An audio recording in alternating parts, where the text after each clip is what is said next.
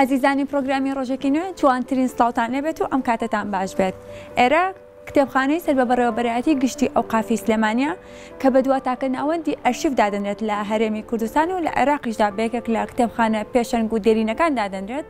لەم کتێبخانەی کە منی تێدام خاوەنی چەندین دەستنووس و گۆڤار و نامیلکە و کتێبە کە مێژوەکەی بۆ دەیان ساڵ دەگەڕێتەوانێ. ئەم کتێبخانەیە مێژوو پێکاتی تایبەت و جیاواز بەخۆی هەیە. ئێمە ئەمانەوێت لەم راپۆرتەماندا زانیاری زیاتر لەسەر مێژوو کتێبخانەکە وەربگرین، زانیاری زیاتر لەسەر دەستنووسەکان و هەموو ئەو گۆڤارانی کە توانیویانە لەم کتێبخانەیەدا بە شێوەیەکی زۆر باش پارێزگاریان لێ بکرێت.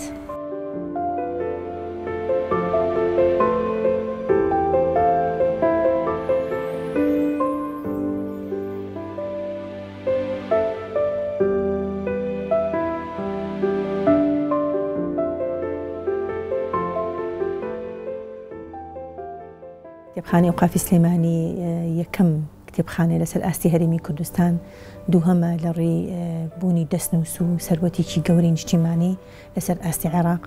کتێبخانەی ئەوقافی سلێمانی بەوە ناسراوە کە کتێبخانەیەکە تایبەتمەندی خۆی هەیە لەبەرەوەی کە خاوەنی کۆمەڵێ دەستنووسی گرنگە کە هەنێکیان نەفیسن واتە دانسقن. ئەم کتێبخانەیە ئەگەر بگەڕێنەوە بە مێژوەکەی مێژوویەکی تهدید کراوی نییە لەبەر ئەوەی کە کتێبخانە پاش ماوەی کتێبخانەی بابانەکانە واتە پێش دروستبوونی شاری سلێمانی ئەم کتێبخانەیە بوونی هەبووە لە قەلاچۆڵان بۆ بنکەکەی. هەڵبەتە ئەو کاتە میرنشینەکانی بابان گرنگێکی زۆریان ناوە بە کتێب، بە خوێندن، بە خوێنەواری، بۆیە ئەوان گرنگێکی تەواویان ناوە بە کۆکردنەوەی ئەم دەستنووسانە و ئەم کتێبانە لە کاتی خۆیان. دوای دروستبوونی شاری سلێمانی ئەم کتێبخانەیە ئەگوازرێتەوە ناو مزگەوتی گەوری شاری سلێمانی، ئەبێتە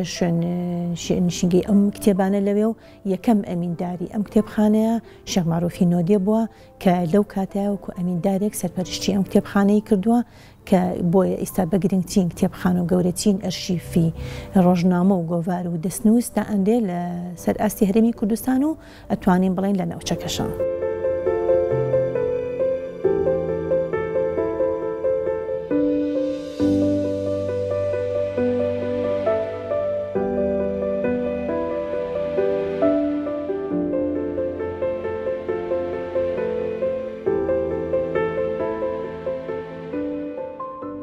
کتێبخانەکەمان وەکو هەمومان نەزانی مێژوویەکی دێرینی هەیە. مێژوەکەی گەڕێتەوە پێش دامەزراندنی سلێمانی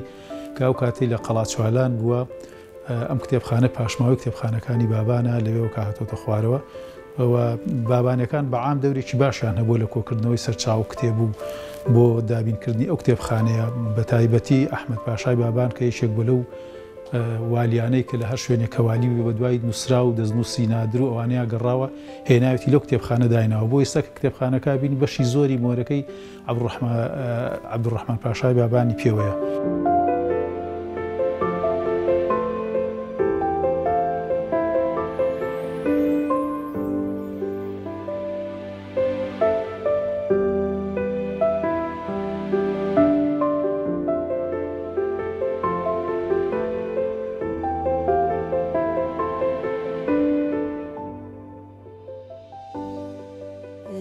تایبەت بە بەشی ڕۆژنامە و گۆڤارەکان بێگومان ئێمە بە تایبەت بڵێن ڕۆژنامەکان کە بۆمانیت بێگومان هەنێک ڕۆژنامەمان هەیە مثلا ڕۆژانەیە هەمووی کو ئەکرێتوانێ بۆ مانگ بە مانگ کو ئەکرێتوانێ و ڕێک ئەخرێت و مۆری لێ ئەدێ و تەقیم ئەکرێت و ئەچێت بۆ بەشی تەجریش. بێگومان ئێمە بەشێکمان هەیە پێوتێ بەشی تەجرید. لەو بەشە مانگانە کو ئەکرێت و تەجرید دەکرێت و جاریشکە لێرە توانێت خوێنەر ئیستیفادەی لێ بکە. حتمما ئەم بۆ نمونە ئەم ڕۆژنامەیە گەڕێتەوە بۆ ساڵەکانی 60ەکانە کە تەمەنێکی زۆری هەیە. ئێمە لە بەرنامەمانە ئیشەڵا ئەمانە هەموو چاک بکرێتوانێت لە بەشی تەرمیمێکە بەشێکی تازای کردومانەتوانێت جاریشکە ئەمانە تەرمیم ئەکرێتەوە چاک ئەکرێتوانێت ئەم نەقسانیانی پەڕەکانی و هەمووی پاکرێتەوە میکانیکیان و ئەو کاتە بۆی بەرگە بگرێت. چکە بەڕاستی ئێستا خۆی ڕۆژنامە خۆ دەزانی وەرقەکانی ناسکن ئەمەنی کرد بە هۆی تەمەنەکانی و ناسک بۆتوانێت کۆن بووە.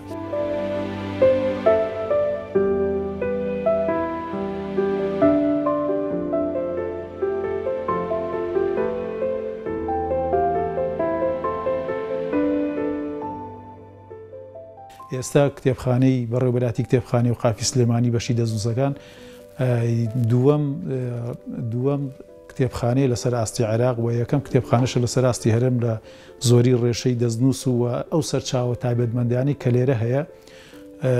سەرچاوی گرنگ و نادرن لەوانەیە لە زۆر شوێنی تر نەبێ. کتێبخانەکەمان لەو ڕێژە کتابی کە هەیەی کۆنترین دەستنووسمان هەیە کە مێژۆکەی گەڕێتەوە بۆ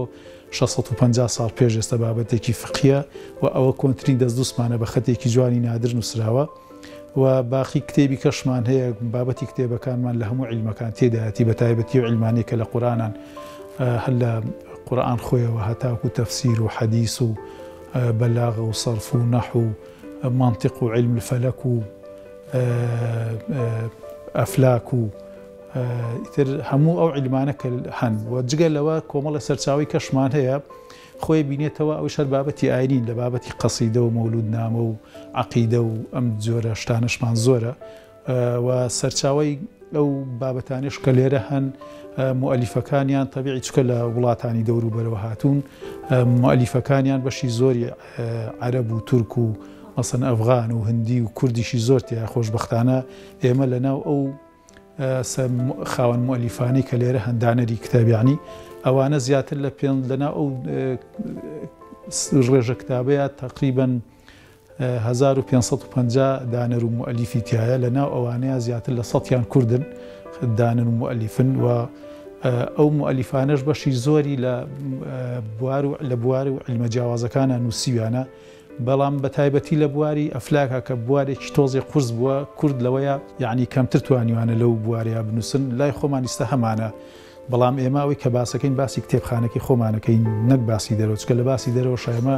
زانای ترمان هەیە لەسەر ئەفلاک نووسیانە مەسەن شێخ حەسەنی گڵەزەردە لە بواری ئەفلاکان نووسیوەتی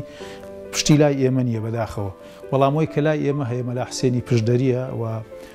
عەبدولباقی بانەییە ئەوانە لە بواری ئەفلاکان نووسیویانە و بەرهەمەکانیشان مەوجودە.